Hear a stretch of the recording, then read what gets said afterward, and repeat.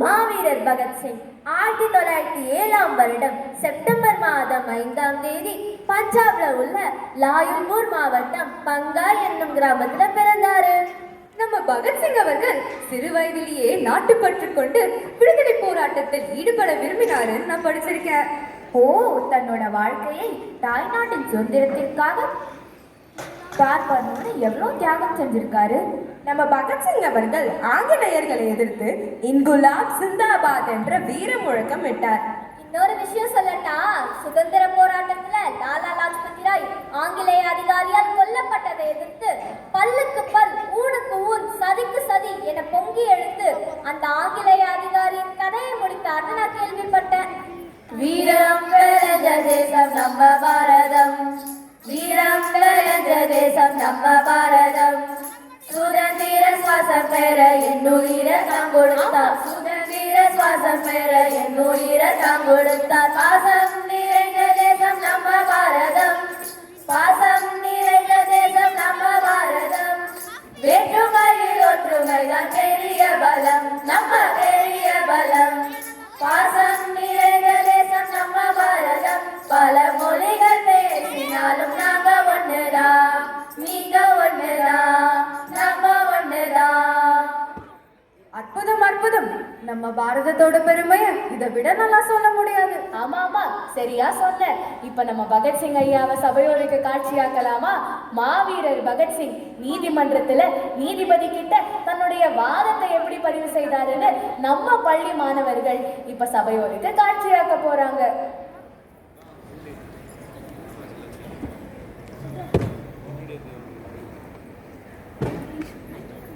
மயிலா, இதோ குற்றவாளி கூண்டில் இருக்கும் 3 பேரும் மிக பயங்கரமானவர்கள். குற்றவாளி சார்பாக யாராவது பாதாள வந்திருக்காங்களா? தேவையில்லை. குற்றவாளி என்று முடிவு செய்து தண்டனை கொடுத்தே தீர்வது என்ற முடிவோடும் இருக்கும் இந்த மன்றத்திலே பாதாள வக்கீல் எதற்கு? விசாரணை வெறும் கந்துடைப்பு என்பது எல்லோருக்கும் தெரியும். நாங்கள் விசாரிக்காமல் யாருக்கும் தண்டனை கொடுக்க மாட்டோம். சட்டம் எல்லோருக்கும் பொதுவானது. சரி, உங்கள் தரப்பு நீதியை நீங்களே கூறலாம். எங்கள் மீது சுமத்தப்பட்ட குற்றம் என்ன? முதலில் அதை கூறுங்கள்.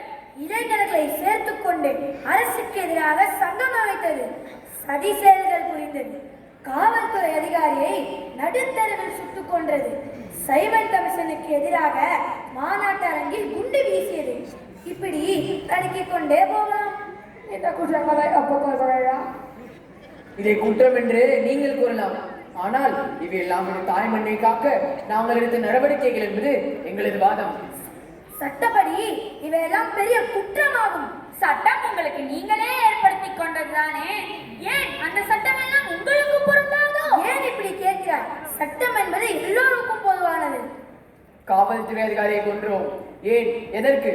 அவர் நடுத்தெருவில் எங்கள் முதுபெரும் தலைவரான லாலா லஜபதி ராயை தாக்கி ரத்த வெள்ளத்தில் வீழ்த்தி மரணமடைய செய்தார். அதனால் நாங்கள் தண்டனை கொடுத்தோம். அது தவறு. தண்டனை கொடுக்கும் அதிகாரம் உங்களுக்கு இல்லை, எங்கள் அரசாங்கத்துக்கு மட்டுமே உரியது. ஜாலியன்வாலாபாக் படுகொலையை நாடு மறக்காது, சரித்திரம் என்றும் கூறும். தலைவரின் பேச்சை கேட்க வந்த அப்பாவி பொதுமக்களை பல்லாயிரக்கணக்கில் சுட்டு வீழ்த்தினானே ஜெனரல் டையர், அவனுக்கு என்ன தண்டனை கொடுத்தீர்கள்? குழந்தைகள், முதியவர்கள், பெண்கள் என பலரும் செத்து வீழ்ந்தார்களே, அதற்கு காரணமான ஜெனரல் டையருக்கு என்ன தண்டனை கொடுத்தீர்கள்? ஒரு கொலைக்கு ஒரு முறை தூக்கு தண்டனை என்று உங்கள் சட்டம் சொல்கிறது. அந்த சட்டப்படி கொலை வீரனான ஜெனரல் டேரை 1000 முறை தூக்கில் போட்டிருக்க வேண்டுமே. போட்டீர்களா? எங்கே போயிட்டு உங்கள் சட்டம்? அந்த செயல் இந்த வழக்கிற்கு சம்பந்தம் இல்லாதது.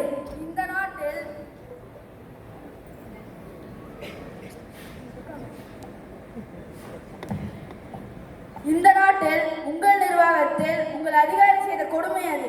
நீங்கள் செய்தால் தவறில்லை, நாங்கள் கொடியவனுக்கு தண்டனை கொடுத்தால் அது குற்றமா? வேடிக்கையாக இருக்கிறது உங்கள் சட்டம். மீண்டும் சொல்கிறேன், இந்த வழக்கிற்கு சம்பந்தமில்லாதை பற்றி பேச வேண்டாம். என் கேள்விகளுக்கு மட்டும் பதில் சொன்னால் போதும். நீங்கள் மூவரும் போலீஸ் அதிகாரியை சுட்டுக் கொண்டீர்களா இல்லையா? கொலை செய்தவருக்கு தண்டனை கொடுப்பதுதானே உங்கள் சட்டம். அந்த சட்டப்படி நீங்கள் தண்டனை கொடுக்கவில்லை, அதனால் நாங்கள் கொடுத்தோம். இந்த செயல்களுக்காக அதிகபட்ச தண்டனையான மரண தண்டனையை விதிக்க வேண்டுமாய் கணக்கோட்டார் அவர்களை கேட்டுக்கொள்கிறேன். நன்றி. வீண் விவாதம் வேண்டாம். குற்றங்களை ஒப்புக்கொள்கிறீர்களா இல்லையா? இல்லை, எங்களது செயல் பெருமைப்படத்தக்கது என்று கருதுகிறோம். உங்களிடம் இந்த நாட்டுக்காரரான எங்களை அந்நிய நாட்டுக்காரன் தூக்கில் போடுகிறான் என்று மக்கள் உணரும் போது புரட்சி வெடிக்கும். பகத் சிங், ராஜகுரு, சுக்குதேவ் ஆகிய மூவரும் கொலை குஷத்தை அபகான காரணத்தினால் சாகும் வரை தூக்கில் போடுமாறு இந்த கோர்ட் உத்தரவு இடுகிறது. வீழ்ச்சி உங்களுக்கு நிச்சயம். அதை முதலில் நினைவில் கொள்ளுங்கள். நச்சரவினும் கூடிய நயவஞ்சகர்களே, சாகா வரம் பெற்றவன் நான். குற்றவாளிகள் என்னை தூக்கிலிடுவதற்கு என்னை சுட்டுக் கொள்ளுங்கள். இந்த மண்ணின் மடியிலே என் உயிர் பிறட்டும். ஆயிரம் ஆயிரம் மண்ணைய கருவில் இந்த கயவர்கள் நடுங்க நான் மீண்டும் மீண்டும் உருவெடுப்பேன். இது சத்தியம். வந்தே மாத்திரம், வந்தே மாத்திரம், வந்தே மாத்திரம். இப்படிப்பட்ட நம்ம சுதந்திர போராட்ட தியாகிகளை பத்தி படிச்சு தெரிஞ்சுக்க வேண்டியது நம்ம கடமை. இவர்களுக்கு நம்ம வீர வணக்கத்தை சொல்வோம். அப்போ வில்லுப்பாட்டு நிகழ்ச்சியை முடிச்சுக்கலாமா? முடிச்சுக்கலாமே. வாழியவே பல்லாண்டு காலம் பாரத தேசம் வாழியவே, வாழியவே பல்லாண்டு காலம் தேசத்தின் புகழென்றும் வாழியவே.